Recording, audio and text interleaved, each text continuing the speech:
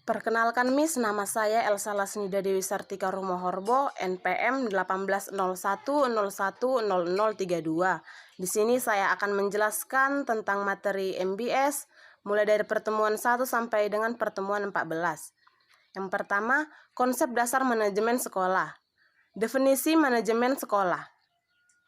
Manajemen sekolah merupakan proses pengelolaan sekolah melalui perencanaan, pengorganisasian, pengarahan, dan pengawasan sekolah agar mencapai tujuan pendidikan yang telah diterapkan. Yang kedua, fungsi manajemen sekolah. Fungsi manajemen sekolah yang kita ketahui ada 4, yaitu fungsi perencanaan, fungsi pengorganisasian, yang ketiga fungsi pengarahan, yang keempat fungsi pengendalian. Fungsi manajemen sekolah dilihat dari wujud problem terdiri dari beberapa bidang garapan, yaitu yang pertama, bidang pengajaran dan kurikulum. Dalam bidang pengajaran dan kurikulum ini dilakukan ada 4 tahap, yaitu perencanaan, pengorganisasian dan koordinasi, pelaksanaan, dan pengendalian. Dan fungsi yang kedua dalam bidang kesiswaan. Dalam bidang kesiswaan terdapat 4 prinsip dasar, yaitu siswa harus diperlakukan sebagai subjek dan bukan objek. Yang ketiga, bidang personalia. Dan yang keempat ada bidang keuangan, dan yang kelima ada bidang sarana dan prasarana, dan yang keenam ada bidang hubungan sekolah dengan masyarakat. Itulah fungsi-fungsi MBS. Sekarang kita masuk pada konsep dasar manajemen berbasis sekolah. Pengertian manajemen berbasis sekolah. Manajemen berbasis sekolah dapat diartikan sebagai suatu proses kerja komunitas sekolah dengan cara menerapkan kaidah-kaidah otonomi, akuntabilitas,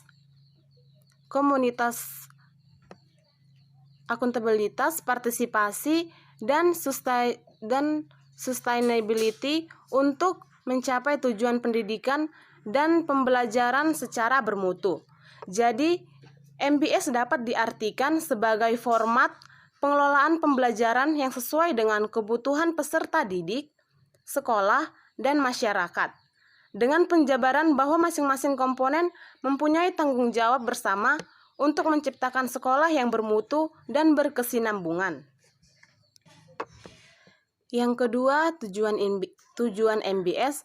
MBS bertujuan untuk meningkatkan keunggulan sekolah melalui pengambilan keputusan bersama. Dan juga MBS bertujuan untuk meningkatkan mutu keputusan untuk mencapai tujuan, maka pelaksanaan MBS memerlukan tujuan yang hendak dicapai secara jelas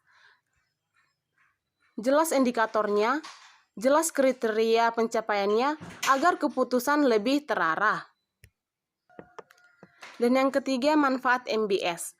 Manfaat MBS akan menghasilkan nilai positif bagi sekolah jika yang pertama, sekolah lebih mengetahui kekuatan, kelemahan, peluang, dan ancaman bagi sekolah yang bersangkutan sehingga sekolah dapat lebih mengoptimalkan pemanfaatan sumber daya yang ada. Yang kedua, sekolah lebih mengetahui kebutuhan skala prioritas. Yang ketiga, pengambilan keputusan lebih partisipatif, terutama dalam hal menetapkan sasaran peningkatan mutu, menyusun rencana peningkatan mutu, melaksanakan rencana peningkatan mutu, melakukan evaluasi pelaksanaan peningkatan mutu. Yang keempat, penggunaan dana lebih efektif dan efisien sesuai dengan skala prioritasnya. Yang kelima, keputusan bersama lebih menciptakan transparansi dan demokrasi. Dan yang keenam, membutuhkan persaingan sehat sehingga diterapkan adanya upaya inovatif. Sekarang kita masuk pada karakteristik manajemen berbasis sekolah. Karakteristik MBS memuat secara inklusif elemen-elemen sekolah efektif yang dikategorikan menjadi input, proses, dan output. Dilihat dari segi input pendidikan, karakteristik MBS harus memiliki karakteristik MBS yang pertama harus memiliki kebijakan, tujuan, dan sasaran mutu yang dekat. Sasaran mutu yang jelas. Yang kedua, sumber daya tersedianya dan siap. Dan yang ketiga, staf yang kompeten dan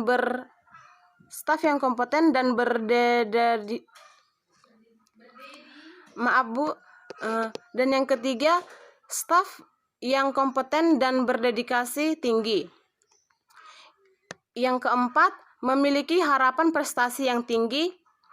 Yang kelima, fokus pada pelanggan atau khususnya siswa. Yang keenam, input manajemen. Lalu kita masuk pada fungsi proses. Fungsi proses itu memiliki karakteristik yang pertama, proses belajar mengajar dapat efektivitas yang tinggi. Yang kedua, kepemimpinan sekolah yang kuat. Yang ketiga, lingkungan sekolah yang aman dan tertib. Yang keempat, pengelolaan tenaga kependidikan yang efektif. Yang kelima, sekolah memiliki budaya mutu. Keenam, sekolah memiliki teamwork yang kompak, cerdas, dan dinamis. Yang ketujuh, sekolah memiliki kewenangan atau kemandirian. Yang kedelapan, partisipasi yang tinggi dari warga sekolah dan masyarakat. Yang kesembilan, sekolah memiliki keterbukaan. Yang kesepuluh, sekolah memiliki kemauan untuk berubah. Yang kesebelas, sekolah melaksanakan evaluasi dan perbaikan secara berkelanjutan. Yang ke-12, sekolah responsif dan antisipasi terhadap kebutuhan. Yang ke-13, memiliki komunikasi yang baik. Ke-14, sekolah memiliki akuntabilitas. Ke-15, manajemen lingkungan hidup sekolah baik. Dan yang ke-16, sekolah memiliki kemampuan menjaga sustainabilitas. Dan masuk pada fungsi output. Pada umumnya, output dapat diklasifikasikan menjadi dua, yaitu output prestasi akademik dan output prestasi non-akademik. Output prestasi akademik misalnya lomba karya ilmiah remaja, lomba bahasa Inggris, lomba fisika, lomba kimia, dan lomba yang lain-lainnya. Dan pada prestasi non-akademik misalnya akhlak budi pekerti, perilaku sosial yang baik seperti bebas narkoba, kejujuran, kerjasama yang baik, rasa kasih sayang yang tinggi, solidaritas tinggi, toleransi, kedisiplinan, kerajinan, prestasi, dan yang lain-lainnya. Itulah karakteristik MBS dilihat dari segi input, proses, dan output. Sekarang kita masuk pada fungsi manajemen yang disentralisasikan melalui manajemen berbasis sekolah. Yang pertama, fungsi-fungsi manajemen. Fungsi manajemen dilihat dari aspek teknisnya, yaitu pertama, perencanaan dan evaluasi. Yang kedua, pengembangan kurikulum. Yang ketiga, proses pembelajaran. Yang keempat, personil atau ketenagaan. Yang kelima, keuangan. Yang keenam, fasilitas sekolah. Yang ketujuh, pelayanan siswa. Yang kedelapan, hubungan sekolah dan masyarakat. Dan yang kesembilan, iklim sekolah. Dan yang kedua, Desentralisasi fungsi-fungsi manajemen. Yang pertama, perencanaan dan evaluasi. Yang kedua, pengembangan kurikulum. Yang ketiga, pengelolaan pembelajaran. Yang keempat, pengelolaan keuangan. Yang kelima, pengelolaan fasilitas sekolah. Yang keenam, pengelolaan keuangan. Yang ketujuh, pengelolaan siswa. Yang kedelapan, hubungan sekolah dengan masyarakat. Dan yang kesembilan, iklim sekolah. Sekarang kita masuk pada strategi sekolah dalam implementasi manajemen berbasis sekolah. A. Implementasi MBS. Dalam implementasi MBS meliputi manajemen ketenagaan, manajemen tenaga pendidikan, manajemen kesiswaan, manajemen pendanaan atau keuangan, manajemen sarana dan prasarana, dan manajemen hubungan sekolah dengan masyarakat, dan juga manajemen kurikulum. B. Manajemen sekolah dalam implementasi MBS. Strategi pencapaian program sekolah dapat dilakukan dengan cara mengokohkan penguatan standar pada komponen sumber daya pendidikan. Yang pertama, penguatan profesi dan kedudukan kepala sekolah dengan membuka ruang kreativitas mengacu pada aturan yang berlaku. Yang kedua, penguatan layanan belajar. Yang ketiga, penguatan manajemen sekolah. Yang keempat, penguatan networking sekolah.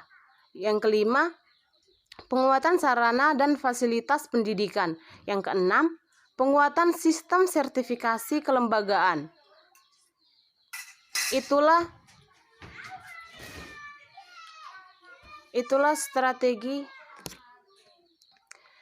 strategi sekolah dalam implementasi MBS.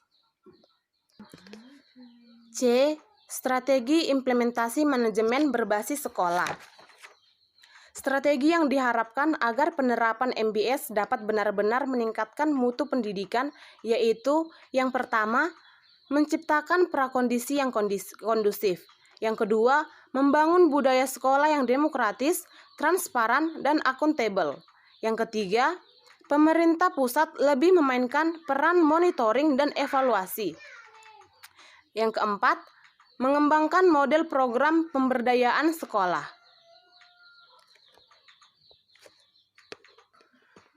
Implementasi MBS akan berlangsung secara efektif dan efisien apabila didukung oleh sumber daya manusia yang profesional untuk mengoperasikan sekolah, dana cukup agar sekolah mampu menggaji staf sesuai dengan fungsinya, sarana prasarana yang memadai untuk mendukung proses belajar mengajar, serta dukungan masyarakat atau orang tua yang tinggi. Sekarang kita masuk pada kepemimpinan dalam manajemen berbasis sekolah. Kepemimpinan dalam arti luas merupakan proses mempengaruhi dalam menentukan tujuan organisasi, memotivasi perilaku pengikut untuk mencapai tujuan, memengaruhi untuk memperbaiki kelompok dan budayanya. Kepemimpinan itu sangat memengaruhi keberhasilan program-program pembangunan. Ciri-ciri kepemimpinan itu yang pertama, beradaptasi terhadap situasi, waspada terhadap lingkungan sosial, ambisius dan berorientasi pada pencapaian, tegas, kerjasama, diandalkan, dominan atau berkeinginan dan berkekuatan, energi, dan percaya diri. Sekarang kita masuk pada penerapan prinsip-prinsip MBS. Yang pertama itu prinsip-prinsip MBS. Prinsip MBS itu yang pertama, kemandirian, keadilan, keterbukaan, komitmen, partisipasi, efisiensi, dan akuntabilitas. Lalu kita masuk pada penerapan prinsip-prinsip MBS. Yang pertama itu penerapan prinsip MBS yang berpusat pada pelanggan, di mana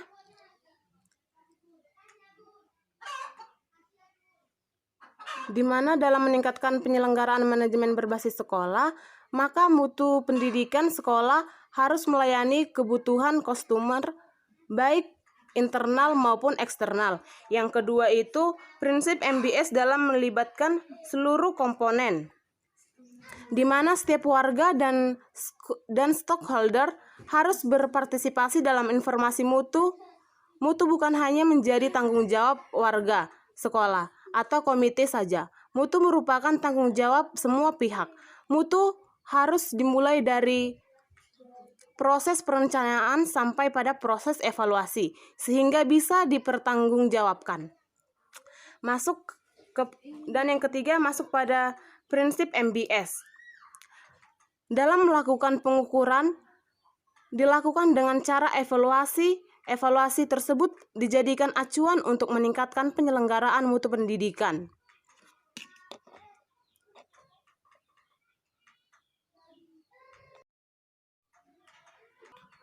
Sekarang kita masuk pada monitoring, evaluasi, dan pelaporan pelaksanaan manajemen berbasis sekolah, di mana itu yang terdiri dari pengawasan dan evaluasi. Teknik pengawasan dan evaluasi itu ada evaluasi diri sekolah, ada observasi, ada wawancara, ada dokumentasi. Lalu masuk pada prosedur kegiatan pengawasan dan evaluasi itu ada yang pertama itu ada evaluasi tingkat daerah, dan yang kedua itu ada evaluasi tingkat sekolah. Dan kita masuk pada penilaian, pengawasan, dan evaluasi, di mana penilaian instrumen evaluasi MBS ditujukan pada tingkat komitmen terhadap kapasitas dan efektivitas program MBS. Demikianlah yang saya ketahui dalam materi MBS mulai dari pertemuan 1 sampai pertemuan 14. Demikian, terima kasih Bu.